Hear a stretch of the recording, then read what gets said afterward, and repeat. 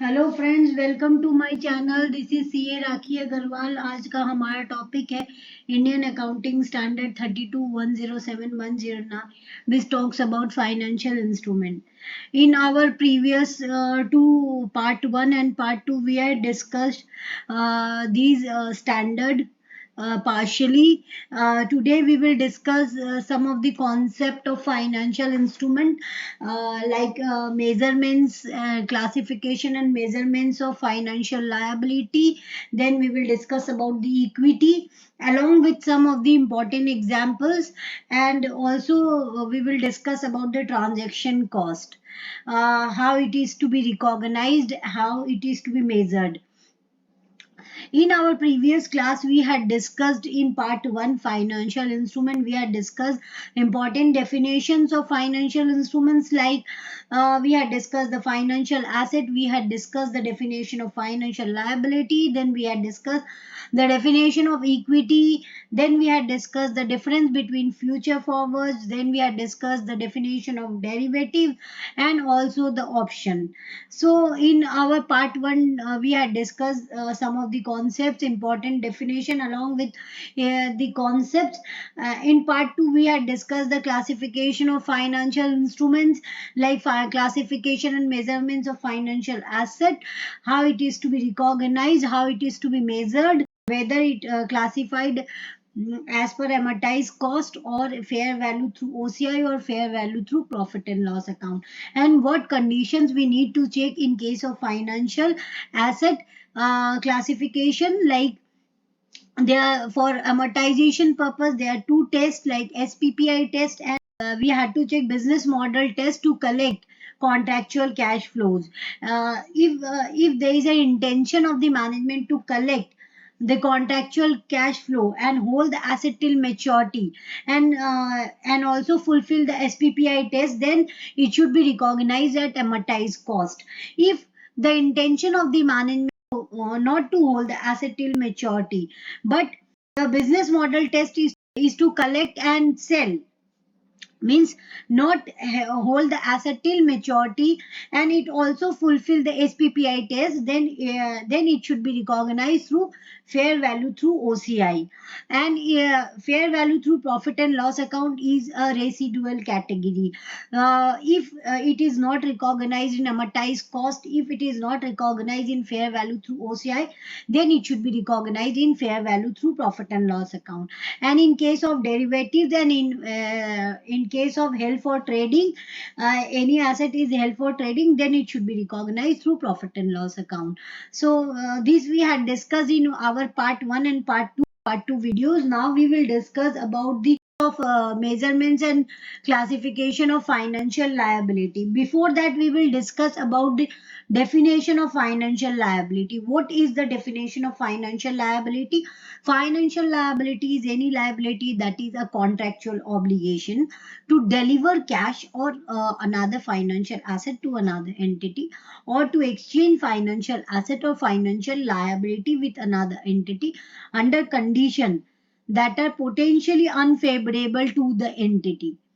So, financial liability is any liability that is a contractual obligation to deliver cash or financial asset to another entity. So it's a contractual obligation कि आपको देना पड़ेगा cash या financial asset in exchange, means or to another entity. financial contractual obligation है, जो कि financial liability is any liability that is a contractual obligation or exchange of financial asset or financial liability with another entity under condition that are potentially unfavorable to the entity.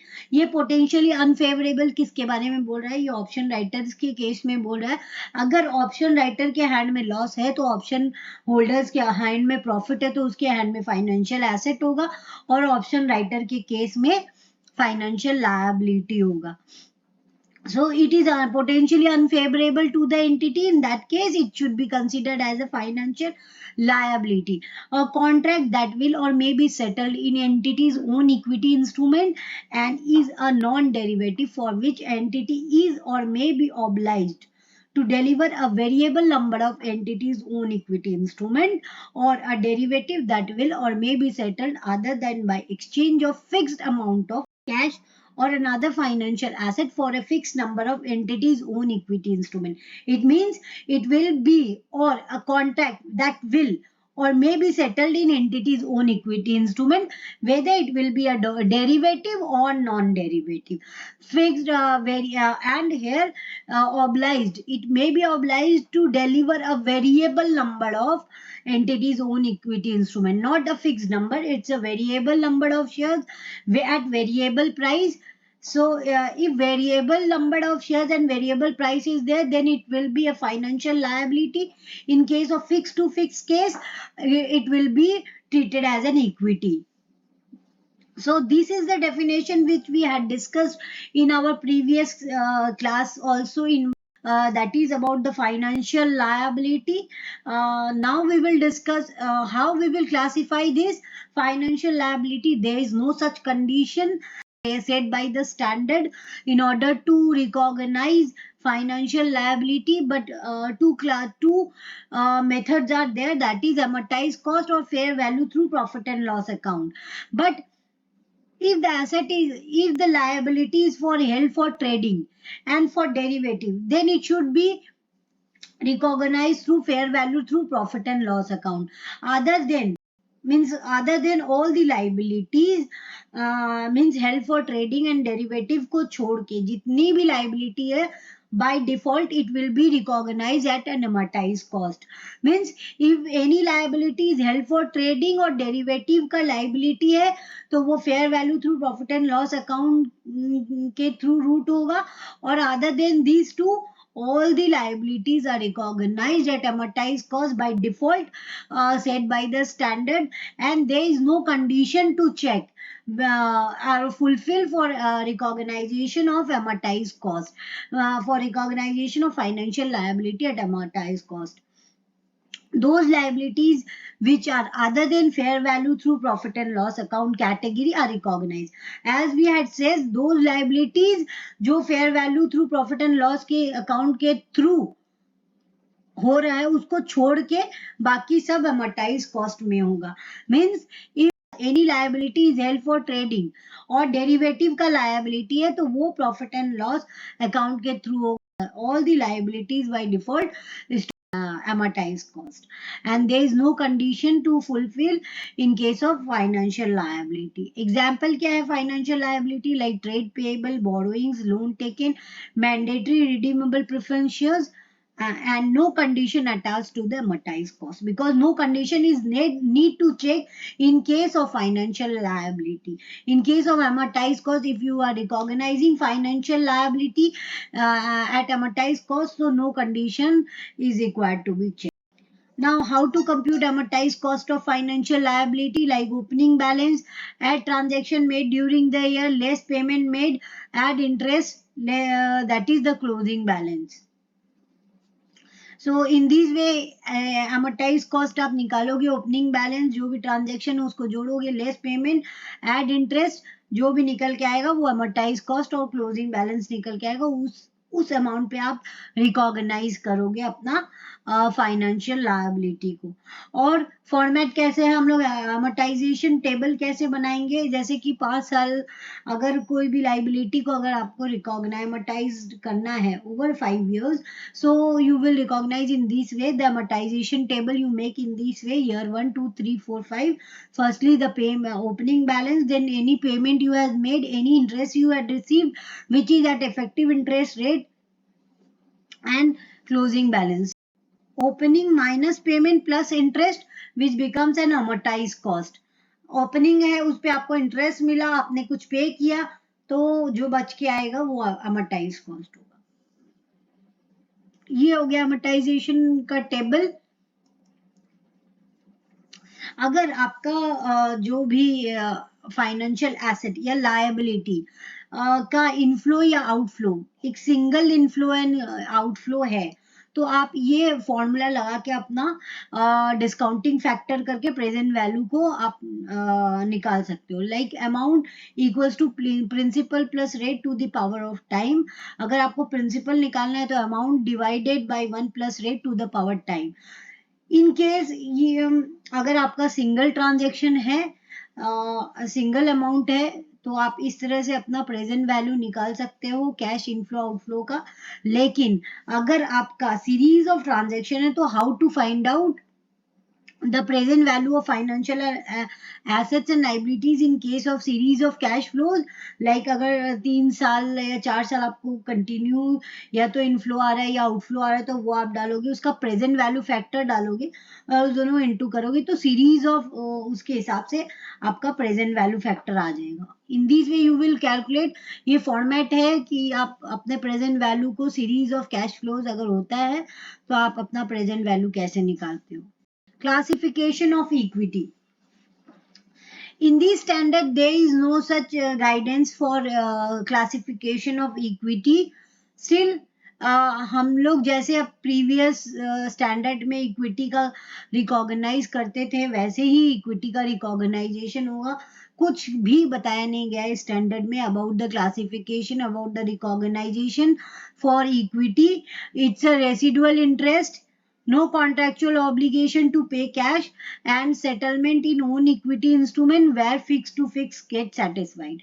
बस equity की है जहाँ पे कोई contractual obligation नहीं है कि आपको कैश पेमेंट करना पड़ेगा या सेटलमेंट करना पड़ेगा in entities own equity instrument. यहाँ पे आपको सिर्फ ये फिक्स टू फिक्स टेस्ट को सेटिस्फाई करना पड़ेगा in order to recognise equity. In order to कोई classification, no classification criteria is there is mentioned in this standard about the equity का accounting या measurements as जैसे हम लोग previously equity का accounting करते हैं वैसे ही equity का accounting होगा। Now what is fair value on the transaction date? अगर आप कुछ transaction date पे आपका fair value कौन सा होगा? Fair value on the transaction date is generally the transaction price। जिस प्राइस पे आप कोई भी ट्रांजेक्शन कर रहे हो उसे ट्रांजेक्शन प्राइस बोला जाता है और उसी ट्रांजेक्शन प्राइस को on transaction date fair value बोला जाता है। So fair value on transaction date is generally the transaction price, means the purchase price, जो आपका purchase price of the asset है along with the transaction cost. जो transaction cost incur हो रहा है उस ट्रांजेक्शन, अगर आप वो ट्रांजेक्शन में एंटर कर रहे हो उस ट्रांजेक्शन एंटर करने के चलते आपका कोई कॉस्ट इनकर हो रहा है तो उसको ट्रांजेक्शन कॉस्ट बोला जाता है। जैसे कि brokerage, commission, upfront fees, processing fees for loan sanction, all these are the transaction cost. अगर आप कोई ट्रांजेक्शन में एंटर कर रहे हो उस ट्रांजेक्शन में को एंटर करने के लिए कुछ खर्चा लगता है, उस खर्चे को आप ट्रांजेक्शन कॉस्ट बोलोगे। Now investment in equity. Investment in equity, अगर आप कुछ इन्वेस्ट कर रहे हो in equity, it's a financial asset और फाइनेंशियल एसेट है तो इसको रिकॉग्नाइज, इक्विटी को आप रिकॉग्नाइज कर सकते हो दो तरीके से। एक तो फेयर वैल्यू थ्रू ओसीआई के थ्रू और एक fair value through profit and loss account के थ्रू। इसको इक्विटी को एग्जेम्पशन मिला हुआ है कि आप दो तरीके से अपने को रिकॉग्नाइज कर सकते हो, एंटिटी उसको रिकॉग्नाइज कर सकती है। क्यों? बिकॉज अगर क्योंकि फेयर वैल्यू थ्रू ओसीआई में एंटिटी एसपीपी टेस्ट को सेटिस्फाई नहीं करता, फिर भी उसको एग्जेम्पशन मिला हुआ है कि वो फेयर वैल्यू थ्रू ओसीआई में रिकॉग्नाइज हो सकता है। बिकॉज ये investment in equity is link with market, so it is not satisfying the SPPI test. So SPPI test अगर सेटिस्फाई नहीं करता तो इसको फेयर वैल्यू थ्रू ओसीआई में हम लोग नहीं कर सकते। So in case of equity irrevocable exemption is given, so इसको fair value through OCI में भी आप recognize कर सकते हो और fair value through profit and loss account में भी आप recognize कर सकते हो। तो अगर आप fair value through OCI में recognize करते हो, आपका अगर transaction cost भी है तो आप उसको include कर दोगे in case of fair value through OCI में। At the time of purchase, purchase price is 1500 and transaction cost is 200. Closing fair value on the date of reporting, that is 2000. अगर आप फेयर वैल्यू थ्रू ओसीआई के through recognise करते हो अपने investment को, तो when the transaction cost is included. In case of fair value through OCI, transaction cost is included. But in case of fair value through profit and loss account, transaction cost is not included. It should be shown separately. It will be not included with the cost of investment. So in case of fair value through OCI, investment in equity account debit to bank, that is 1500 plus 200, that is 1700, because it becomes 1700. How? Because transaction cost is added with the cost of investment. In case if it is off for fair value through OCI. But if it is off for fair value through profit and loss account, the investment account debit, that is 1500, transaction cost ये PL में जाएगा, 200 to bank account, that is 1700. So this will be the entry at the time of purchase of the asset. On the reporting date, the fair value of the asset becomes 2000. So there is a change in fair value of investments. It becomes 2000. So the differential amount, in case of fair value through OCI, the amount already recognized in investment in equities becomes 1700, though it includes transaction cost. But the differential is from 1700, it becomes 2000. The differential amount is 300. So investment in equities account debit 300 to fair value gain OCI 300, because it is not an actual gain, it is a notional gain. In case of fair value through OCI, because expense is already debited with the investments, the differential gain is also recognized in investment in equity only. So investment in equity account debit 300 to fair value gain OCI is 300, because the actual gain is 500, but after deducting expenses, the notional gain becomes 300. So it will be adjusted to investment in equity only in case of fair value through OCI. But in case of fair value profit and loss account, as we had shown the separately from the investment, the expense we had shown separately, so income is also shown separately. So it will be recognized fair value gain. Any fair value gain on the reporting date is to be routed through profit and loss account. So investment in equity account debit by 500 to fair value gain PL 500. One more thing, if the entity once opted for fair value through OCI, then in subsequent year it will not be able to recognize it asset fair value through profit and loss account. So what is transaction cost? Transaction cost is the incremental cost which would have not been increased if the transaction has not been taken place. So it's an incremental cost which have not been increased if the transaction has not been taken place.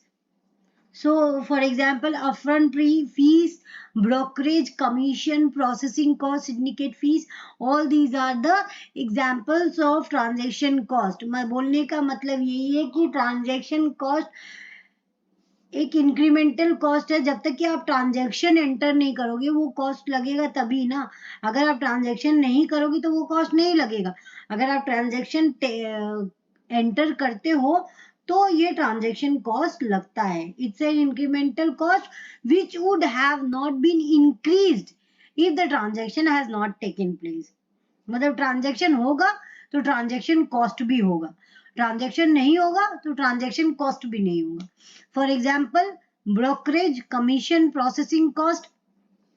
आप loan ले रहे हो तो processing cost लगेगा ही. आप investment purchase कर रहे हो इक्विटी में तो ब्रोकरेज लगेगा ही. तो ये ट्रांजैक्शन अगर एंटर करोगे तो ट्रांजैक्शन कॉस्ट भी लगेगा ना. Now, measurements of financial instrument, that is the financial asset and financial liability. It also talks about the equity, how it is to be measured in case of transaction cost.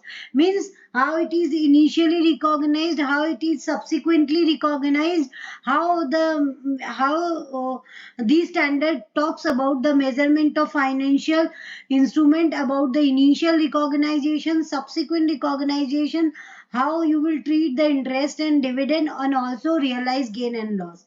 So in case of initial recognition, in case of asset, financial asset, at the time of initial recognition, there are three classification, the three categories, like in case of financial asset, like amortized cost, fair value through OCI, or fair value through profit and loss account.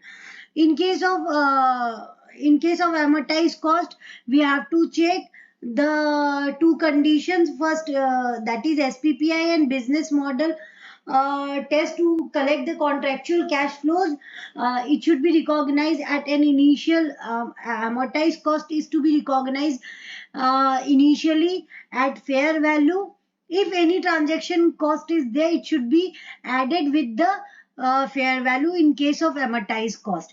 In case of fair value through OCI, we have to check the two condition and also fulfill the two condition like SPPI and business model test to collect and sell the contractual cash flow, that is fair value through OCI is to be recognized at fair value, and if any transaction cost is there, it should be added with the fair value of the asset. So in case of financial asset, transaction cost in case of amortized cost, and in case of fair value through OCI is to be added.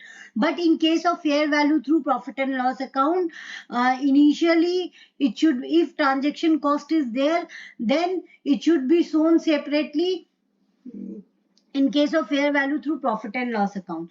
Asset and transaction cost is to be shown separately. It should not be added with the value of investments. In case of financial asset, in case of fair value through profit and loss account. So it should be shown separately. Transaction cost is to be charged to profit and loss account, not to be capitalized with the value of the investment. But subsequently, how these asset is to be recognized subsequently, that is subsequent recognition, that is on the reporting date. If any asset is to be recognized initially at amortized cost, then subsequently it is also recognized at an amortized cost. If any asset is to be recognized at fair value, then subsequently it should be recognized at fair value. If any asset is to be recognized, like in case of amortized cost, it should be recognized at amortized cost initially, then subsequently also it should be recognized at amortized cost only. And if in fair value through OCI and fair value through profit and loss account, it is recognized at fair value, then subsequently also it should be recognized at fair value only. Any change in the fair value, in case of fair value through OCI, it should be recognized in OCI as reclassifiable category. And in any change in the fair value, in case of fair value through profit and loss account, is to be recognized to profit and loss account. If interest is received in case of financial asset, it should be, in case of amortized cost, effective interest rate is there, then it should be recognized in PL. In case of OCI, it should be recognized through PL, and in case of profit and loss account also, it should be recognized through PL. If realized gain or loss is there, in case of amortized cost, it's a rare case to realize that gain or loss is to be realized. But if realized, then it should be recognized through profit and loss account. In case of fair value through OCI, any gain, actual gain is there, actual loss is to be there, then it should be transferred from notional to actual, means reclassifiable OCI, when notional gain or loss is to be recognized, it should be transferred from reclassifiable OCI to profit and loss account. Now financial liability is to be recognized at amortized cost or fair value through profit and loss account. In case of financial liability, transaction cost is reduced with the fair value of the asset at initial recognition. Means if amortized cost is recognized initially at fair value, then transaction cost is reduced from that fair. In case of fair value through profit and loss account, in case of financial liability, transaction cost and the value of the liability is to be shown separately. Subsequent recognition, if the liability is recognized at amortized cost, then subsequently also it should be recognized at amortized cost. If the liability, in case of fair value through profit and loss account, it should be if it is recognized at fair value, then at initial recognition, then subsequently also it should be recognized at fair value only. Any change in the fair value, in case of fair value through profit and loss account, in case of financial liability, it should be recognized through profit and loss account. If any interest is to be received, it should be recognized in PL, and any realized gain or loss is to be recognized in PL. And in case of equity, initial recognition is fair value minus transaction cost. Subsequently, there is no recognition in case of equity, but if there is a change in the value of fair value of the liability in case of equity, then it should be recognized in OCI. In case of in case of equity, if there is a change in the value, then it should be recognized through OCI in non-reclassifiable. And in case of equity, dividend is to be received, it should be charged to P&L, and realized gain and loss, if is there any realized gain or loss from non-reclassifiable, it should be transferred to retained earning. Non-reclassifiable OCI to retained earning. So in this way, measurements of financial instrument is to be recognized as per the standard. Now, debt instruments, derivative investments, and equity investments.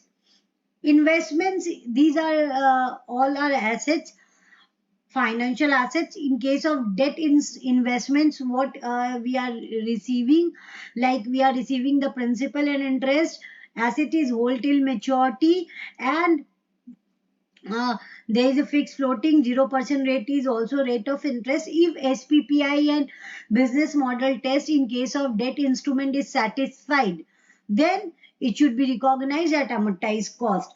But if it is not satisfying the condition to hold till maturity and it is sold before maturity, then it should be recognized at fair value through OCI. And other than that, all the assets is there, it should be recognized through fair value through profit and loss account. In case of derivative, as it is does not satisfy the SPPI test, it should be recognized through fair value through profit and loss account. And also in case of equity investment, if it does not satisfy SPPI test, if the asset is held for trading, then it should be recognized through profit and loss account. But if the asset is does not held for trading, it fails to satisfy the condition. If the asset is not held for trading, then it should be recognized at fair value through OCI, that is non-reclassified category. Means in case of equity instrument, if the asset is held for trading, then it should be recognized through fair value through profit and loss account. And if the asset is not held for trading or derivative, in case of derivative, we know fair value through profit and loss account. In case of held for trading, if it satisfy, if the investment is for held for trading, then it should be recognized through PL. And if it is not held for trading, then it should be recognized through OCI. Now let's explain some of the examples in order to get more understanding about this standard. So illustration number 1, which talks about the issue price. If Mr. A has purchased a bond whose issue price is 75,968 and the face value of the bond is 1 lakh and the redemption value is 1 lakh, coupon rate is 7% and period of maturity is 5 years. So this bond is invested at a discounting price. Means Mr. A has purchased a bond at discounted price. So the differential amount हे is no मतलब कहीं पे भी mention नहीं किया कि interest हम लोग रिसीव कर रहे हैं। तो यहाँ पे कूपन रेट बोला गया कि आप कूपन रेट मिलेगा in the value face value of the bond. तो कूपन रेट 7% का कूपन रेट है। लेकिन अगर आप इंटरेस्ट कैलकुलेट करोगे ना मार्केट का रेट पे, अगर इंटरेस्ट कैलकुलेट करोगे तो कितना आपका रिडम्पशन वैल्यू जो आ रहा है वो 1 लाख, उसका फेयर वैल्यू अगर आप निकालोगे मार्केट रेट पे तो उस पे इंटरेस्ट कितना मिलेगा। तो ये जो डिफरेंशियल अमाउंट आप इसको क्या बोलोगे, इसको आप इंटरेस्ट ही बोलोगे एक तरह से, because actual interest is more than whatever you are receiving. तो आप उसको कैसे रिकॉग्नाइज करोगे एट फेयर वैल्यू। तो हम लोग को रिडम्पशन वैल्यू को पहले प्रेजेंट वैल्यू में लाना पड़ेगा, फिर उसको उस पे इंटरेस्ट अमोर्टाइज करना पड़ेगा ओवर द 5 years पीरियड, फिर जब रिडीम होगा तो वो एक्चुअल वैल्यू फेयर वैल्यू पे रिडीम होगा। तो in this way we will recognise, पहले हम लोग को इफेक्टिव रेट इंटरेस्ट रेट को कैलकुलेट करना पड़ेगा by using trial and error method where cash inflows are equals to cash outflow. Cash inflow आपका जो हो रहा है कितना हो रहा है, हर साल आपको 7,000 करके कूपन रेट 7% है ऑन फेस वैल्यू पे, अगर आप कैलकुलेट करते हो तो 7,000 रुपीज हर साल मिल रहा है। एट द ईयर एंड आपको principal plus interest that is 1 lakh plus 7,000 मिल रहा है। तो टोटल आपका कैश इनफ्लो आ रहा है 1,35,000। आपने इन्वेस्ट कितना किया, 75,968। तो इतना आपने इन्वेस्ट किया, आपके पास आ रहा है 1,35,000। जो डिफरेंशियल अमाउंट है वो क्या है, वो इंटरेस्ट है आपका। तो आप किस परसेंटेज पे कैलकुलेट करोगे इस कैश इनफ्लोज को कि वो आपका इक्वल्स टू कैश आउटफ्लो हो जाए। तो डिस्काउंटिंग फैक्टर आपको खोजना पड़ेगा by using trial error method which we will discussed in our example, but in this example I had taken 14% is the discounting factor। उस डिस्काउंटिंग फैक्टर से हमने इसको मल्टीप्लाई किया कैश इनफ्लोज को in order to bring out the present value of cash outflow where the cash outflow is equals to cash inflow। जब cash outflow equals to inflow हो जाएगा, अगर जिस डिस्काउंटिंग फैक्टर से अगर हम मल्टीप्लाई करते हैं वहां पे मेरा cash outflow is equals to inflow हो जाता है, वही डिस्काउंटिंग फैक्टर हम यूज करेंगे एज ए।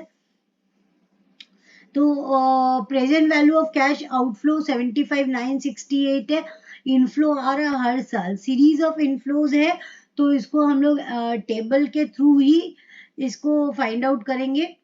सो डिस्काउंटिंग फैक्टर 14% है, तो इसको डिस्काउंट कैसे, सॉरी 1 डिवाइडेड बाई 1.14 करके हम लोग इसको डिस्काउंट करेंगे। जो आएगा जैसे कि पहले साल 1 डिवाइडेड बाई 1.14, तो 0.877 जो आया है उसको हम डिवाइड करेंगे नेक्स्ट ईयर 1.14 से, तो वो डिस्काउंटिंग फैक्टर इन दिस वे आता रहेगा हर साल।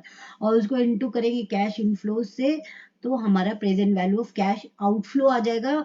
और इस रेट पे हम अपना अमोर्टाइजेशन टेबल बनाएंगे जहाँ की वो रेट हम यूज करेंगे जहाँ cash inflows is equals to outflow. तो अब हम अमोर्टाइजेशन टेबल बनाएंगे अपना ईयर 1 2 3 4 5। हमने इन्वेस्ट किया 75,968, हमको इंटरेस्ट मिल रहा है at the rate market rate जो कि 14% है। पर एक्चुअल में इंटरेस्ट किस पे कैलकुलेट होगा, जितना हमने इन्वेस्ट किया उसी अमाउंट पे। तो 75,968 पे अगर हम 14% लगाते हैं तो हमारा इंटरेस्ट आता है 10,636 रुपये। हमको एक्चुअल में कूपन रिसीव हुआ 7,000, प्रिंसिपल कुछ रिसीव नहीं हुआ। अमोर्टाइजेशन कॉस्ट हो गया opening plus interest minus coupon receive minus principal receive, जो अमाउंट आएगा वो अमोर्टाइजेशन कॉस्ट होगा ईयर 1 में। तो 79,604 आया है, वो नेक्स्ट ईयर का ओपनिंग हो जाएगा। In the same way we will calculate अपना अमोर्टाइजेशन टेबल इसी तरह से बनाएंगे। ईयर एंड में ईयर 4 में जो क्लोजिंग बैलेंस है वो ईयर 5 का ओपनिंग बैलेंस होगा, उस पे इंटरेस्ट कैलकुलेट होगा 93,860 पे 14% इंटरेस्ट है 13,140। एक्चुअल में कूपन रिसीव हुआ 7,000 का, प्रिंसिपल रिसीव हुआ 1 लाख का। तो amortisation cost because at the year 5 हमको पूरा अमाउंट मिल जाता है तो मेरे फाइनेंशियल स्टेटमेंट नील हो जाता है, मतलब एसेट नहीं है फिर। अब एसेट तो अमाउंट तो सब मिल ही गया है, तो एसेट नील हो जाएगा। तो अकाउंटिंग एंट्री आप कैसे करोगे इसका? ईयर 1 में आपने इन्वेस्ट किया इन बॉन्ड, तो ऑलवेज हमने इन्वेस्ट किया है 75,968, जो कि डिस्काउंटिंग रेट पे हमने इन्वेस्ट किया बॉन्ड को, जो कि फेयर वैल्यू है। रिडम्शन वैल्यू है इसका 1 लाख। तो investment in bond 75,968 to bank account, because actual investment हमने ईयर 1 में डे 1 में ट्रांजेक्शन हुआ इसका। Investment in bond to accrued interest income, because जो भी अमाउंट हमारा आ रहा है वो हम लोग ने एक्चुअल में तो रिसीव नहीं किया, वो एक्रूड इंटरेस्ट इनकम बोल के हम लोग दिखा रहे हैं, और वो रिकॉर्ड कर रहे हैं इन्वेस्टमेंट इन बॉन्ड से ऐड कर दे रहे उसमें। तो जब एट द ईयर एंड में वो 1 लाख रुपीज हो जाएगा, जो 1 लाख रुपीज मुझे 5 साल बाद मिले उसका फेयर वैल्यू का आज एंट्री कर दो, उसमें इंटरेस्ट अमाउंट जोड़ दो, डिफरेंशियल अमाउंट जो है वो तो इंटरेस्ट ही है, तो उस इंटरेस्ट को आप 5 साल में अमोर्टाइज कर दो। 5 साल में अमोर्टाइज करने से वो 5 साल में आपको क्या इंटरेस्ट का फॉर्म ले लेगा। तो आप investment in bond account debit हर साल टू एक्रूड इंटरेस्ट इनकम करके एंट्री डाल दीजिए। उसके बाद जब आप एक्चुअल में आपको एक्चुअल में कूपन मिल रहा है तो बैंक अकाउंट डेबिट हो रहा है to investment in bond, because आपने एक्रूड इंटरेस्ट इतना ऐड किया, उसमें से आपको एक्चुअल में इतना मिल गया तो वो रिड्यूस हो जाता है, तो क्रेडिट कर दिया आपने इन्वेस्टमेंट इन बॉन्ड। और eight the year and year 5 में आपको पूरा प्रिंसिपल अमाउंट मिल जा रहा है, तो bank account debit to investment in bond, all the accounting transaction are routed through investment in bond, because आपने फेयर वैल्यू में रिकॉग्नाइज किया। एक्चुअल में आपको कुछ इंटरेस्ट तो मिल नहीं रहा है, आपको कूपन मिल रहा है जो कि इन्वेस्टमेंट से आप जब एक्रूड इंटरेस्ट उसमें एक्चुअल में इंटरेस्ट जोड़ रहे हो तो उसी से आप रिड्यूस करोगे, और आपका जब एक्चुअल में टोटल 1 लाख रुपीज हो जाएगा ईयर 5 में तो उसको क्रेडिट कर दोगे और बैंक अकाउंट डेबिट कर दोगे। इलास्ट्रेशन नंबर 2 में अगर इसमें आपका इशू प्राइस है बॉन्ड का 75,968, इस एसेट में ट्रांजेक्शन कॉस्ट भी दिया हुआ है 3,836, फेयर वैल्यू हो गया, दैट इज इशू प्राइस हो गया 75,968, transaction cost is 3,836, face value हो गया 1 लाख, रिडम्शन वैल्यू हो गया 1 लाख। मीन्स यहाँ face value redemption value is equals to face value, और इशू प्राइस इन्वेस्टमेंट प्राइसेस और ट्रांजेक्शन जो आपका ट्रांजेक्शन प्राइस है वो बिलो रिडम्शन वैल्यू है, मीन्स बिलो फेस वैल्यू है।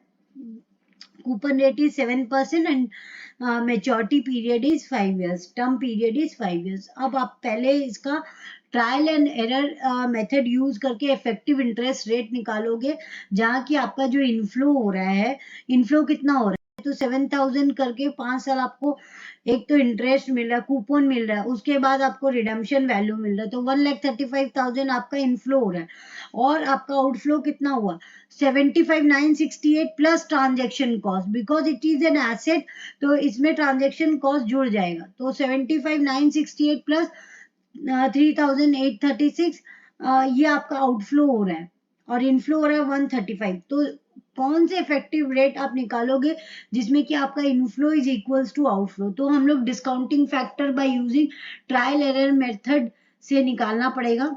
Trial error method by using तो इफेक्टिव इंटरेस्ट रेट कैलकुलेट करना पड़ेगा, where cash inflows is equals to cash outflow.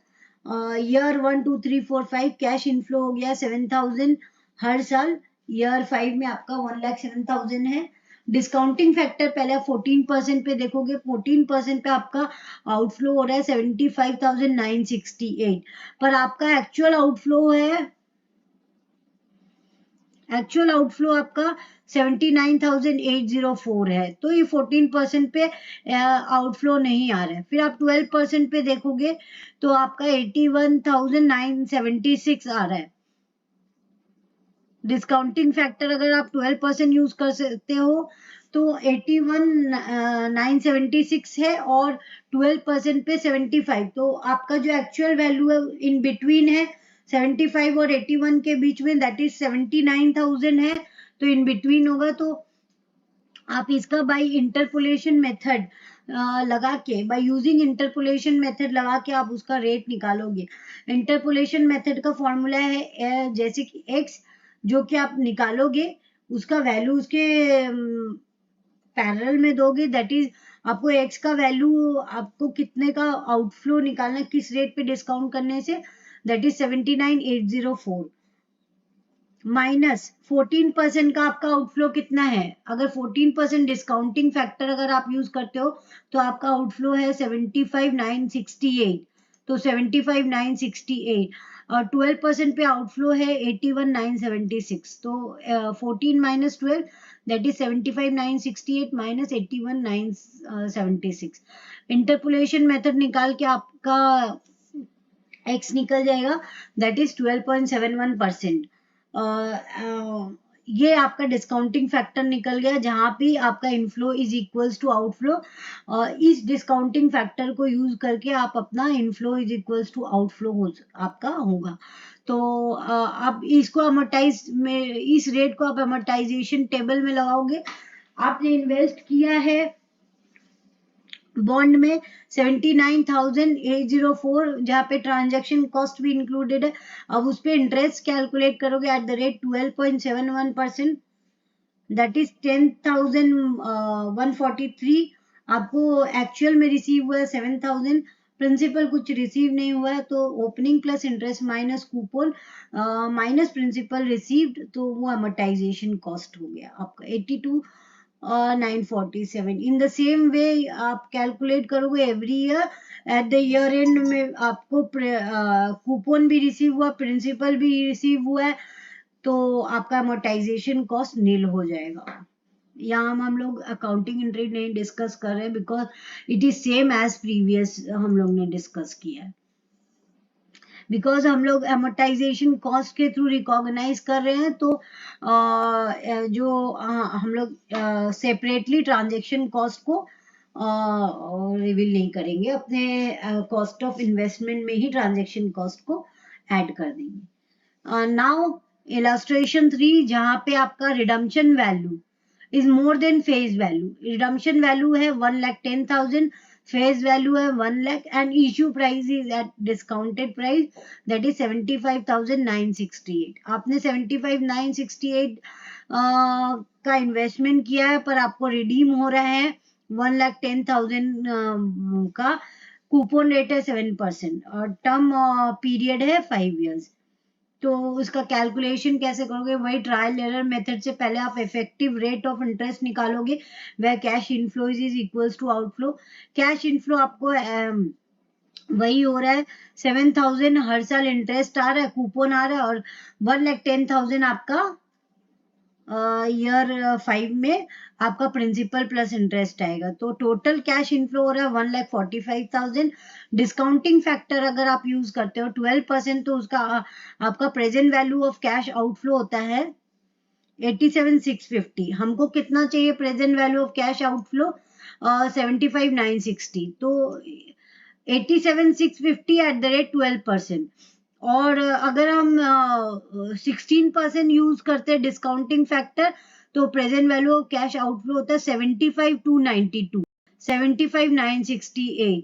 It is more और लेस इन बिटवीन, इसी दोनों के बीच में। तो इंटरपोलेशन मेथड लगा के हम लोग इसका डिस्काउंटिंग फैक्टर और निकाल लेंगे। तो x minus 16 divided by 16 minus 12, that is 75,968 minus 75,292, 75,292 minus 87,650। इस तरह से इंटरपोलेशन मेथड निकाल हम लोग इंटरेस्ट रेट निकाल लेंगे, दैट इज 15.78% निकल के आया है।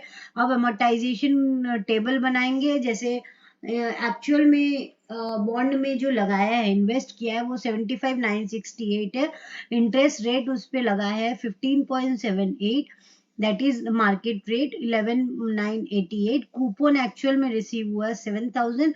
amortization cost of opening plus interest minus coupon receive minus principal, that is 80,956. In this way we will calculate every year at the year end. जो ओपनिंग बैलेंस है उस पर इंटरेस्ट कैलकुलेट हुआ है, कूपन रिसीव हुआ है along with the principal and the amortization cost becomes nil. अब हम लोग इवेलुएट करेंगे initial recognition. Evaluation of initial recognition मतलब अगर हम लोग मार्केट टर्म्स पे अपना फाइनेंशियल इंस्ट्रूमेंट को रिकॉग्नाइज करते तो कैसे करते, और ऑफ मार्केट टर्म्स पे अगर करते हैं तो कैसे करते हैं.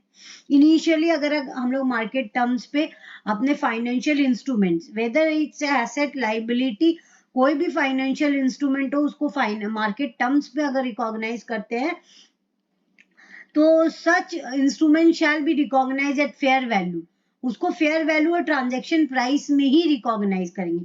If market terms is there, जैसे आपने लोन लिया मार्केट टर्म्स पे लिया या आपने इन्वेस्ट किया मार्केट टर्म्स पे इन्वेस्ट किया तो उसको आप रिकॉग्नाइज करोगे एट फेयर वैल्यू. लेकिन अगर ऑफ मार्केट ट्रांजेक्शन है, अब suppose if holding company has given loan to its subsidiary free of cost without any interest, so उसको आप रिकॉग्नाइज कैसे करोगे. अगर कोई अपने एम्प्लॉय को लोन दे रहा है बिलो मार्केट रेट पे तो आप उसको कैसे रिकॉग्नाइज करोगे. तो वही है ऑफ मार्केट ट्रांजेक्शन. अगर वो कोटेड प्राइस से रिलेटेड है तब उसको हम लोग रिकॉग्नाइज करेंगे at fair value, is based on quoted price. अगर investment is on quoted price, market linked है तो फेयर वैल्यू पे, और difference between fair value and transaction price shall be recognise in profit and loss account. Quoted market linked है तो उसको fair value में recognize कीजिए, और डिफरेंशियल है अगर ट्रांजैक्शन प्राइस और फेयर वैल्यू का डिफरेंस अमाउंट आप पीएल में रिकॉग्नाइज कीजिए. In any other cases other than quoted price और ऑफ मार्केट ट्रांजैक्शन है, like loan given to an employ below market rate, holding subsidiary relationship है, holding अपने subsidiary को loan दे रहा है 0% रेट ऑफ इंटरेस्ट पे, तब आप डिफरेंशियल जो fair value, difference between the fair value and transaction price, जिस पे ट्रांजैक्शन हो रहा है उसको shall be recognise in asset. Asset बोल के आप उसको रिकॉग्नाइज करोगे. If it qualifies as per other standards, नहीं तो आप पीएल में रिकॉग्नाइज करोगे. अगर क्वालिफाई होता अदर स्टैंडर्ड के हिसाब से तो उसको एसेट बोल के रिकॉग्नाइज करोगे, अगर नहीं होता तो उसको पीएल में रिकॉग्नाइज करोगे. नाउ ये जो कॉन्सेप्ट है इसको हम लोग एग्जाम्पल के थ्रू समझेंगे. अगर ऑफ मार्केट ट्रांजेक्शन होता है कुछ तो हम लोग कैसे रिकॉग्नाइज करेंगे. Suppose A limited has taken office premises on lease and given security deposit of rupees 1 lakh to B Limited, which is repayable after 3 years. The rate of interest is 0%, assuming discounting rate, market rate 10% है. Actual में ए limited ने without interest दिया है 0% interest पे दिया है security deposit. Taken a lease on premises on lease from B Limited, and the security deposit is repayable after 3 years. 3 years का agreement है. So in the books of A Limited, whether it is a financial instrument, yes, it's a financial instrument. Why? Because two party exist है, contract है, between the two party legal binding contract है, तो it's a financial instrument. In one hand, in A Limited के books में वो asset है, तो B Limited के लिए obligation है to pay after maturity. So it's in A Limited it's a financial asset. So in B Limited it's a financial liability.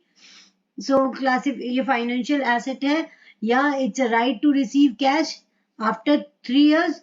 So yes, it's a financial asset. Classification पहले हम लोग amortization cost का criteria check करेंगे. Amortization cost का criteria business model test to collect. After maturity है तो condition fulfil है, तो ये यस कंडीशन फुलफिल है. एसपीपीआई टेस्ट है, यहाँ पे आपको प्रिंसिपल भी मिल रहा है, इंटरेस्ट प्रिंसिपल क्या 1 लाख मिलेगा after maturity, and also interest 0% rate is also an interest, fix floating fix rate है, और it is not link with any equity price. So it's satisfying the condition of SPPI. So it will be classified as amortized cost. अगर amortized cost का condition satisfy हो रहा है तो हम लोग आगे जाएंगे नहीं. fair value through OCI, fair value through profit and loss account हम लोग नहीं चेक करेंगे, because amortization condition fulfill हो रहा है तो asset को amortized cost में ही recognize करेंगे. Because these instrument is not at market terms के हिसाब से नहीं है, बिकॉज मार्केट टर्म्स में इंटरेस्ट जो रिसीव होता है वो 10% होता है. यहाँ पे इंटरेस्ट फ्री है सिक्योरिटी डिपॉजिट, तो मार्केट टर्म्स के हिसाब से नहीं है. तो because interest free security deposit is given to B limited, तब फेयर वैल्यू और ट्रांजेक्शन कॉस्ट का जो डिफरेंस है वो रिकॉग्नाइज होगा एज एन एसेट बोल के उसको रिकॉग्नाइज किया जाएगा. इन दिस केस अगर कोई भी डिफरेंस आता है, पहले तो हम लोग जो कैश इनफ्लो होगा उसका प्रेजेंट वैल्यू, हमने इन्वेस्ट किया है 1 लाख, आज हमने 1 लाख इन्वेस्ट किया है, मेरे को 3 साल बाद 1 लाख ही रिसीव होगा. लेकिन 3 साल बाद, क्योंकि ये हम लोग ने इंटरेस्ट फ्री इन्वेस्टमेंट है, सिक्योरिटी डिपॉजिट इंटरेस्ट फ्री है, तो उसका प्रेजेंट वैल्यू को रिकॉग्नाइज करना पड़ेगा.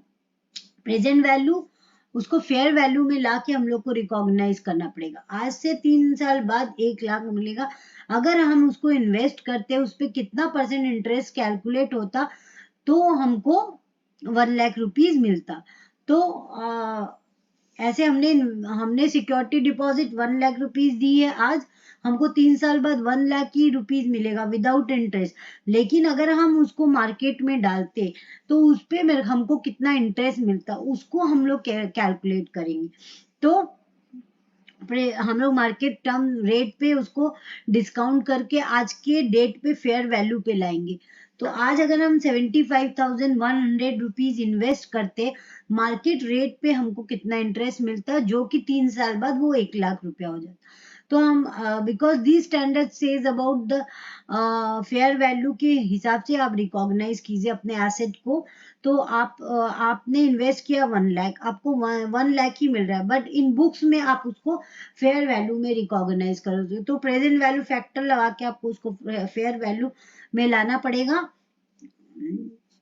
तो आपने प्रेजेंट वैल्यू यूज किया 10% डिस्काउंटिंग फैक्टर से 75,100 रुपीज आया. अब इसको अमोर्टाइजेशन टेबल लगा के उसका इंटरेस्ट कैलकुलेट करेंगे. 75,100 आपके बुक्स में दिखाएंगे, उस पे 10% इंटरेस्ट कैलकुलेट होगा, बिकॉज रिकॉग्नाइज करेंगे फेयर वैल्यू में. तो उस पे इंटरेस्ट लगाएंगे हर साल 10%.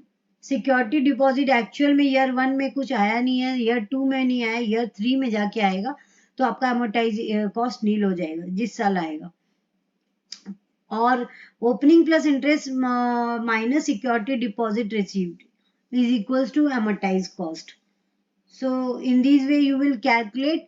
एंड अकाउंटिंग एंट्री आप कैसे करोगे? अकाउंटिंग एंट्री जो भी in the books of A limited day 1 में जिस दिन आपने ट्रांजेक्शन एंटर किया है उसमें सिक्योरिटी डिपॉजिट को डेबिट करोगे. कितने से? फेयर वैल्यू के अमाउंट से, दैट इज 75,100. पर आपने एक्चुअल में कितना पे किया है? 1 लाख रुपीज. सो जो डिफरेंशियल अमाउंट है वो कहाँ जाएगा? बिकॉज ये लीज ट्रांजेक्शन है, तो any differential amount is to be treated या तो प्रीपेड रेंट बोल के दिखाइए या आरओयू एसेट बताइए.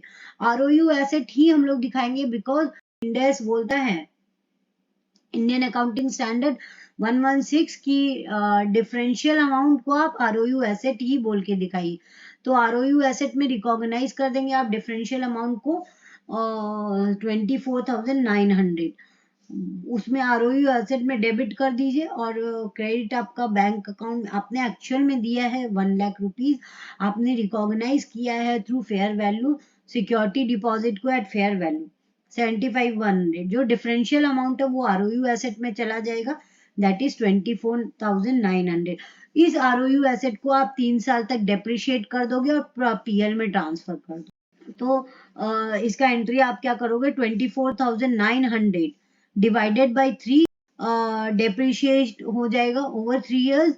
तो depreciation account debit to ROU asset 8300 करके हर साल आप दिखा दीजिए. पीएल में ट्रांसफर हो गया, तो ये एक्सपेंस आपने बुक कर दिया.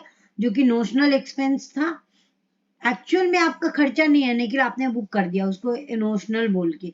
और जो आपको इंटरेस्ट कुछ इनकम आएगा नहीं, आपने 1 लाख रुपया दिया, 1 लाख ही आपके पास आएगा, लेकिन बुक्स में आपने फेयर वैल्यू में रिकॉग्नाइज किया है तो आप इसको नोशनल इनकम और नोशनल एक्सपेंस बोल के दिखाओगे। तो आपका नोशनल एक्सपेंस तो आरओयू एसेट के थ्रू डेप्रिसिएशन बोल के चला गया। अब नोशनल इनकम आपका कैसे आएगा? Security deposit account debit to accrued interest income, वो हर साल एक्रूड होगा एसेट में, और एसेट में एक्रूड होने के बाद ईयर जिस साल मिलेगा उस साल एसेट को आप क्रेडिट कर दीजिए, बैंक अकाउंट को डेबिट कर दीजिए। तो हर साल एक्रूड इंटरेस्ट इनकम बोल के 75,100 पहले साल में आया, 7,510 नेक्स्ट ईयर में 8,261 एंड ईयर 3 में 9,129। वो उसमें एसेट में सिक्योरिटी डिपॉजिट में एक्रूड इंटरेस्ट बोल के चला गया। फिर एट द ईयर एंड, मतलब ईयर 3 में जिस साल आपको पैसा मिला उस साल आप बैंक को तो डेबिट कर दोगे और सिक्योरिटी डिपॉजिट को पूरे अमाउंट से 1 लाख से आप क्रेडिट कर दोगे। आप 75,100 से नहीं करोगे क्रेडिट, बिकॉज हर साल आपने उस पर इंटरेस्ट को एक्रू किया है तो वो 1 लाख हो गया सिक्योरिटी डिपॉजिट ईयर 3 में।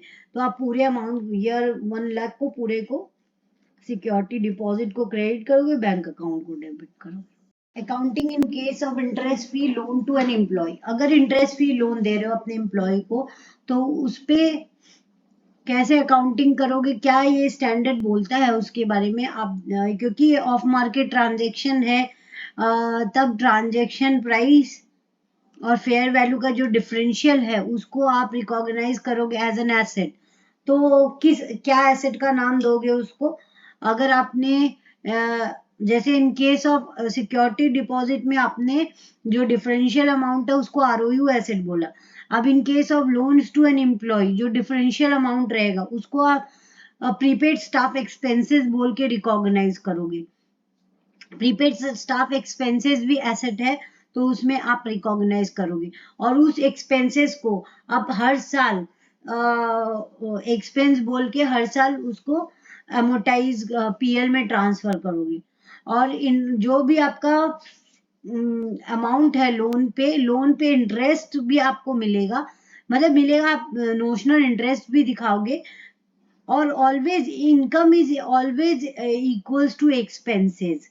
जैसे इन प्रीवियस एग्जाम्पल आपका जो इनकम था, आपका इंटरेस्ट इनकम कितना था? 24,900 आपका प्रीपेड रेंट था, जो कि आपने हर साल डेप्रिसिएशन बोल के आरओयू एसेट को दिखा दिया था, डेप्रिसिएशन बोल के हर साल। टोटल अगर आप करोगे ना तो ये डेप्रिसिएशन अमाउंट टोटल 24,900 और आपका इंटरेस्ट इनकम भी 24,900 है। This income is always equals to expenses, but in all पूरा ट्रांजेक्शन अगर आप लोगे, एक सिंगल ट्रांजेक्शन पूरे साल तीनों साल का मिला के, तो income is equals to expenses. दोनों ही नोशनल है, इनकम भी एक्चुअल नहीं है, एक्सपेंस भी एक्चुअल नहीं है, दोनों नोशनल है। तो दीज नोशनल इनकम और एक्सपेंस ऑलवेज इक्वल रहता है। बट ईयर वाइज अगर आप चेक करोगे ना तो year wise income is not equals to expenses. Like in year one आपका इनकम 7,510 है तो एक्सपेंसेस आपका 8,300 है। तो these income is not equals to expenses, but all over transaction अगर आप देखोगे तीनों साल का मिला के तो जो टोटल अमाउंट है वो इक्वल होना चाहिए। मतलब आरओयू एसेट जो आपने उसको डेप्रिशिएट किया है और जो एक्रूड इंटरेस्ट इनकम आपने जो टोटल हर साल सिक्योरिटी डिपॉजिट में डाला है वो दोनों इक्वल होना चाहिए। मतलब income is equals to expense. In this case, if a loan is given to an employee, whether it's a financial instrument, yes, it's a financial instrument because two parties are there. In one, एक party के हाथ में वो asset है तो दूसरी party के हाथ में वो लाइबिलिटी है, और एक कॉन्ट्रेक्चुअल, एक के हाथ में राइट टू रिसीव है तो दूसरे के हाथ में ऑब्लिगेशन टू डिलीवर है कैश, तो it's a financial asset in the books of A limited because यहाँ पे राइट टू रिसीव कैश है. Classification is amortized cost because it is the asset is hold till maturity after for 3 years, and interest rate is 0%. Fixed rate of interest is there. 0% rate is also an interest. It is not linked with any equity price index. So it fulfill the condition of business model test to collect an SPPI test. So it should be recognized at amortized cost. We no need to check fair value through OCI, fair value through profit and loss account. But ये interest free है तो ये off market transaction है, so we will recognize the differential amount, that is fair value और transaction price का जो भी differential amount है उसको रिकॉग्नाइज करेंगे at asset, as a asset. तो यहाँ पे अगर एसेट रिकॉग्नाइज होगा तो वो स्टाफ प्रीपेड स्टाफ एक्सपेंस बोल के रिकॉग्नाइज्ड होगा. अब हम लोग पहले इसको फेयर वैल्यू में लाएंगे तो interest rate present value factor use करेंगे. 1 लाख हमने दिया, हमको आज हमने 1 लाख दिया, हमको 3 साल बाद 1 लाख मिलेगा बिकॉज हमने इंटरेस्ट फ्री दिया है. पर हमको अपने बुक्स में तो फेयर वैल्यू में दिखाना पड़ेगा, तो हम उसको पुल करके प्रेजेंट वैल्यू फैक्टर लगा के हम उसको फेयर वैल्यू में लाएंगे. फेयर वैल्यू में ला के हम लोग उसको रिकॉग्नाइज करेंगे एट फेयर वैल्यू. तो loan given to an employ को हम लोग रिकॉग्नाइज करेंगे एट फेयर वैल्यू. पर ट्रांजैक्शन तो एक्चुअल में 1 लाख का हुआ है तो हम लोग बैंक को क्रेडिट करेंगे 1 लाख बिकॉज हमने तो 1 लाख ही दिए. डिफरेंशियल अमाउंट हम लोग प्रीपेड स्टाफ एक्सपेंस बोल के दिखाएंगे बिकॉज एम्प्लॉय को दे रहे तो प्रीपेड एक्सपेंस बोल के स्टाफ एक्सपेंसेस बोल के उसको रिकॉग्नाइज करेंगे. और इस एक्सपेंसेस को हम हर साल एमोटाइज कर देंगे, मतलब ट्रांसफर कर देंगे to profit and loss account as staff expense बोल के. जैसे staff expenses account debit to prepaid staff expenses 3 साल का जो जैसे कि हम लोग ने लोन्स टू एम्प्लॉय को डेबिट किया 75,100, बैंक एक्चुअल में हम लोग ने 1 लाख पे किया तो डिफरेंस ट्रांजेक्शन हुआ 1 लाख का. फेयर वैल्यू में रिकॉग्नाइज किया है एसेट को तो डिफरेंशियल जो अमाउंट है उसको एसेट रिकॉग्नाइज करेंगे. तो prepaid staff expenses debit 24,100 on the day 1 when transaction entered. अब इस प्रीपेड स्टाफ एक्सपेंसेस को 3 साल तक हम लोग 3 पीएल में ट्रांसफर करेंगे. तो 24,900 को अमोटाइज करेंगे ओवर 3 इयर्स. तो staff expense account debit to prepaid staff expenses 8300 करके हर साल एक्सपेंस बुक करेंगे. और इनकम जो है लोन गिवन है तो एम्प्लॉय से हमको कुछ मिलेगा, इंटरेस्ट इनकम मिलेगा. एक्चुअल में कुछ नहीं मिल रहा है पर हम लोग दिखाएंगे इनकम. हमको पूरा जो हमने ₹1,00,000 दिए हमको लाख ही मिलेगा ईयर 3 में. पर उसको हम लोग फेयर वैल्यू में अगर रिकॉग्नाइज करें तो हमको इनकम भी फेयर वैल्यू में दिखाना पड़ेगा. तो loans to employ account debit to income हम लोग दिखाएंगे. तो पहला साल में इंटरेस्ट जो आया है वो 7,510, दूसरे साल में 8,261. ये कैसे आया?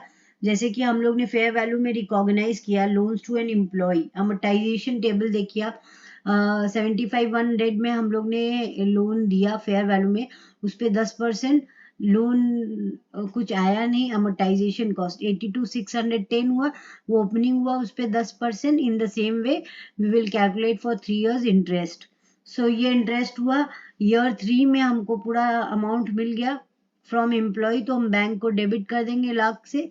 और loan to an employ, loan from employ 1 lakh से क्रेडिट कर देंगे. तो जो अमोर्टाइज्ड हुआ था लोन्स टू एम्प्लॉय 75,100 उसमें हर साल एक्रूड इंटरेस्ट ऐड हुआ तो 1 लाख बन गया. 1 लाख पूरा हमको मिल गया. तो लोन्स टू एम्प्लॉय को क्रेडिट करेंगे, बैंक अकाउंट को डेबिट करेंगे.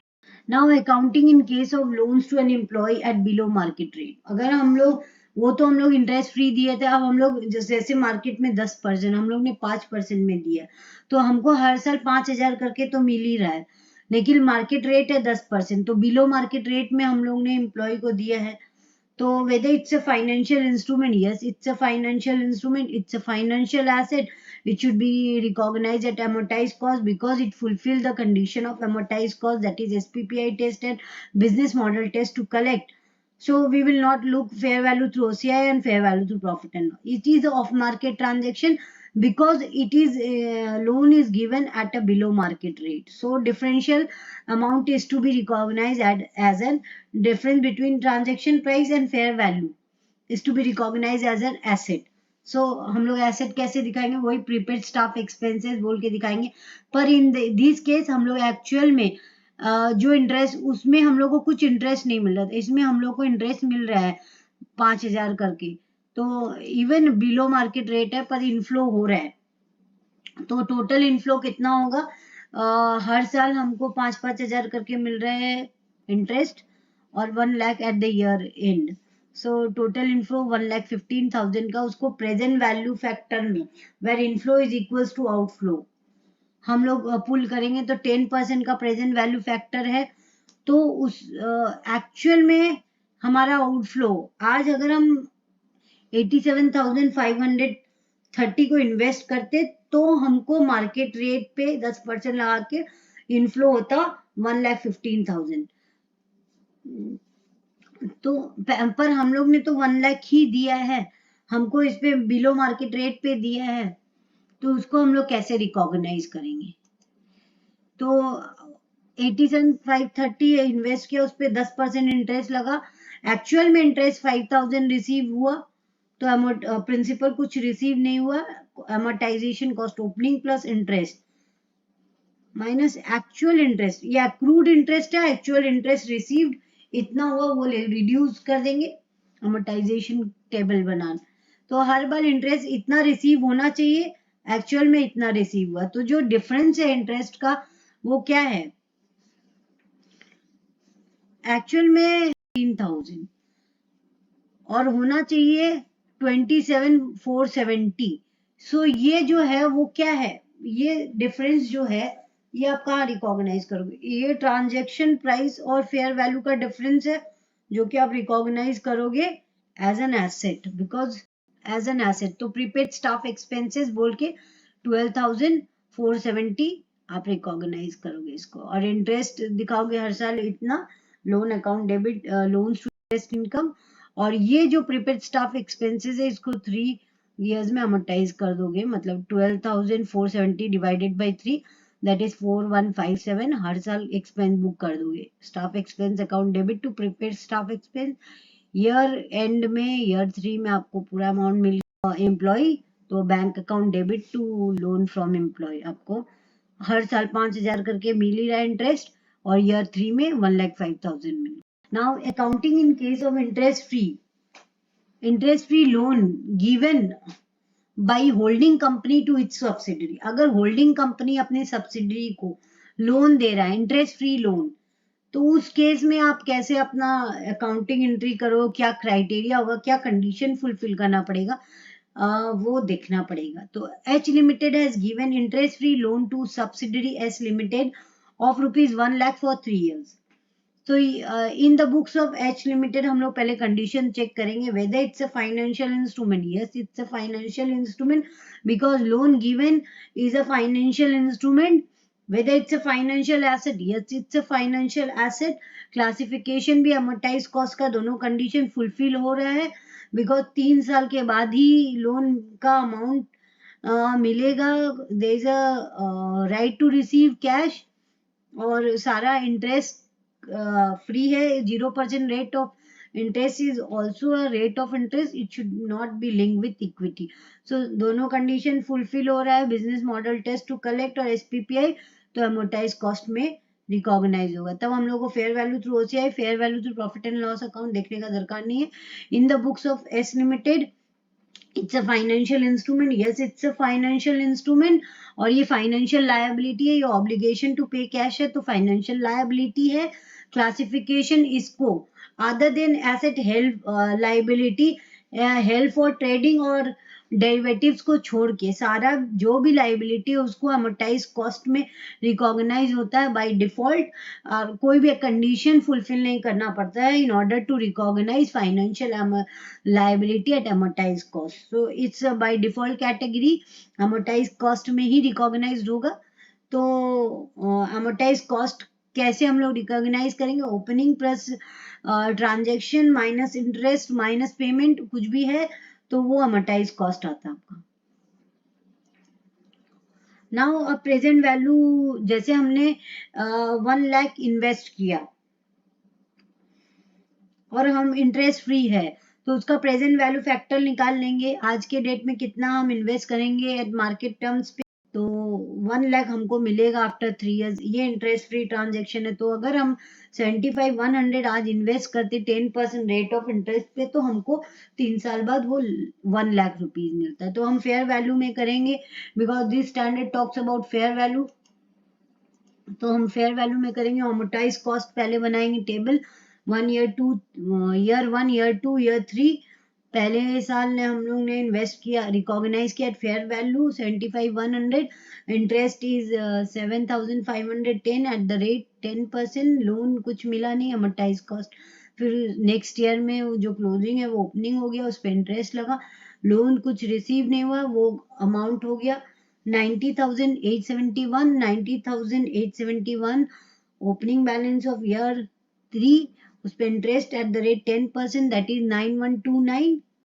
और 9129 हम लोग ये डिफरेंशियल अमाउंट ले लेंगे एक्चुअल में लोन रिसीव तो अमोर्टाइज कॉस्ट नील हो जाएगा।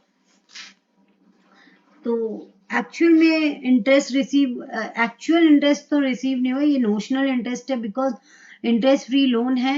हम लोग फेयर वैल्यू में रिकॉग्नाइज करते हैं तो ट्रांजेक्शन जो हो रहा है ट्रांजेक्शन कॉस्ट और फेयर वैल्यू का जो डिफरेंस है वो एसेट रिकॉग्नाइज्ड होता है। तो यहाँ पे एसेट कैसे हम रिकॉग्नाइज करेंगे? In the books of H limited जो भी loan to H limited account debit 75,100 जो फेयर वैल्यू में हुआ है। ट्रांजेक्शन एक्चुअल में बैंक अकाउंट से लाख रुपए गए हैं तो जो डिफरेंशियल अमाउंट है वो डीम इन्वेस्टमेंट मान लेंगे कि हमने इन्वेस्ट कर दिया एस लिमिटेड में तो deem investment in S limited बोल के दिखा दिया जाएगा। एसेट रिकॉग्नाइज कर दिया जाएगा 24,900 डीम्ड इन्वेस्टमेंट। ये डीम्ड इन्वेस्टमेंट हम क्लब कर देंगे अगर हम अपना सीएफएस बना रहे हैं या स्टैंड अलोन भी है। तो अगर हम इन्वेस्टमेंट इन ग्रुप कंपनीज है सब्सिडरीज है तो उसमें जाके वैल्यू ऑफ इन्वेस्टमेंट में जाके ऐड हो जाएगा और सेपरेट नोट में डिस्क्लोजर दे देंगे कि ये deem invest. In the books of S limited आप बैंक आपको पैसा मिल रहा है तो आप बैंक अकाउंट डेबिट करोगे 1 लाख से। क्रेडिट आप किसको करोगे? Loan from H limited fair value में रिकॉग्नाइज करोगे 75,100 एट अमोर्टाइज कॉस्ट। लेकिन डिफरेंशियल अमाउंट आप कहाँ रिकॉग्नाइज करोगे? Deem capital contribution. मान लीजिए कि हमने उन्हें एच लिमिटेड को कैपिटल कंट्रीब्यूट किया है नोशनल हम लोग ने वो उसने बोला कि मैंने इसमें इन्वेस्ट किया तो एस लिमिटेड ने बोला कि हमने उन्हें अपना इनकम में कैपिटल कंट्रीब्यूट किया है कमा के दिया है तो deem capital contribution that is 24,900। these deemed capital contribution is shown in the statement of change in equity। SOCIE में दिखाया जाएगा ये डीम कैपिटल कंट्रीब्यूशन। और हर साल जो एच लिमिटेड को क्या मिलेगा? इंटरेस्ट मिलेगा। Interest loan to S limited account debit to interest income. और ये जब इसको मिलेगा तो ये एस लिमिटेड पे करेगा तब एच लिमिटेड को मिलेगा। तो एच लिमिटेड के बुक्स में ये अक्रूड इंटरेस्ट इनकम है और यहाँ पे उसने इंटरेस्ट पे किया account debit to loan from H limited. यहाँ उसका रिड्यूस हो रहा है उससे यहाँ इसका मतलब एक्रू हो रहा है। एट द ईयर 3 में यहाँ पे जब अमाउंट मिलेगा bank account debit to loan from S limited 1 lakh and यहाँ loan to H limited to bank. तो in this way entry is to be passed. Notes in H limited books total interest income हो रहा है 24,900। Stand alone में 24,900 उसका interest income दिखाया जाएगा from S limited और एस लिमिटेड के बुक्स में इसका एक्सपेंस दिखाया जाएगा कि उसने इतना खर्चा हुआ है रिगार्डिंग एच लिमिटेड 24,900। पर सीएफएस में ये दोनों इनकम और एक्सपेंस एलिमिनेट हो जाएंगे, inter inter inter cross elimination हो जाएगा। सीएफएस में इंटरेस्ट इनकम और interest expenses get eliminated, and in CFS जो deem investment and capital contribution है वो भी एलिमिनेट हो जाएगा। बट स्टैंड अलोन में डीम इन्वेस्टमेंट और capital contribution will be existing in SFS even after repayment of loan, because वो investment से जुड़ जाता है ना। अब in case of trade receivable, अगर लॉन्ग टर्म है, ट्रेड रिसीवेबल अगर लॉन्ग टर्म है, अगर कोई भी एसेट को आप शॉर्ट टर्म एसेट है, short term asset means current asset, उसको आपको डिस्काउंट करने का कोई दरकार नहीं है, प्रेजेंट वैल्यू में लाने का कोई दरकार नहीं है, बिकॉज उसका पीरियड ही इतना छोटा, आपके पास रियलाइज विद इन 12 मंथ्स, तो वो जो एसेट है आप रियलाइज कर लोगे विद इन 12 मंथ्स। तो करंट जो भी एसेट है वो जो रियलाइज करोगे विद इन 12 मंथ्स, तो उसको आपको डिस्काउंटिंग फैक्टर यूज करने का कोई दरकार नहीं है। लेकिन लॉन्ग टर्म एसेट है तो उसको आपका डिस्काउंटिंग फैक्टर लगाने का दरकार है। इन केस ऑफ डेटर्स, अगर लॉन्ग टर्म डेटर्स है तो आपको उसको डिस्काउंट करना पड़ेगा। पर शॉर्ट टर्म डेटर्स है, अगर शॉर्ट टर्म एसेट्स है, accounting in case of current asset which is collected within a period of 12 months, तब जैसे कि example trade receivable, security deposit, loan to S limited, loans to employees, loan repayable in demand, ये सब short term current assets है।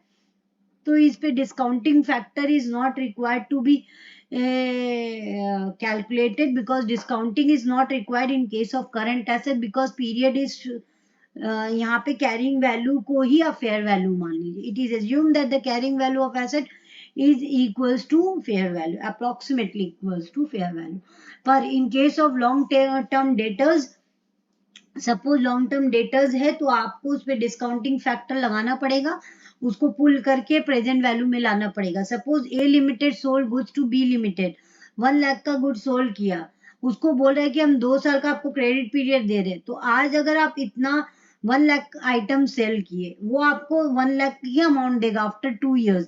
तो आज अगर कितना का सेल करते जो आपको इंटरेस्ट लगा के 2 साल बाद 1 लाख रुपीज मिलता, मार्केट रेट देखोगे, मार्केट रेट 10%, तो उसे पुल करके लाओगे। पहले आप देखिए in the books of A limited whether it's a financial instrument. Yes, it's a financial instrument, because आपने सेल किया है, आपके पास obligation to receive, contractual right to receive cash है, तो इट्स अ फाइनेंशियल एसेट। अब आपका पीरियड है कि आप 2 साल बाद आपको मिलेगा, तो business model test to collect after maturity, SPPI test interest rate 10% interest or fixed rate of interest is there, it is not linked with any equity price index, so it satisfies the condition of amortized cost, so then it should be recognized at amortized cost. So कैसे हम लोग इसको पहले पुल करके लाएंगे, 1 लाख हमको 2 साल बाद मिलेगा, तो उसका आज के डेट में प्रेजेंट वैल्यू कितना है, 82,600। तो हम लोग डेटर्स को 82,600 फेयर वैल्यू में रिकॉग्नाइज करेंगे। That is trade receivable account debit to sales, because sale है, क्रेडिट सेल है, तो trade receivable account debit to sales 82,600, और जो भी डिफरेंशियल है, जो भी डिफरेंशियल अमाउंट है कितना 17,400 है, उसको इंटरेस्ट इनकम बोल के अदर रिसीवेबल 2 साल मिलेगा, तो other receivable account debit day 1 वाले जिस साल ट्रांजेक्शन वो साल नहीं, उसके एंड ऑफ ईयर 1 में आपको इंटरेस्ट इनकम बोल के रिकॉग्नाइज करना पड़ेगा, अदर रिसीवेबल को डेबिट करोगे, and accrued interest income 8260 year 1 year 2 में 9,140 करके आप दिखाओगे। जब आपको एक्चुअल में पैसा आएगा ईयर 2 में, तो बैंक को डेबिट करोगे, ट्रेड रिसीवेबल को क्रेडिट करोगे फेयर वैल्यू में जो आपने रिकॉग्नाइज किया है, और अदर रिसीवेबल जो इंटरेस्ट का कंपोनेंट आपने हर साल दिखाया ईयर 1 में ईयर 2 में, उसको क्रेडिट करोगे 17,400 से।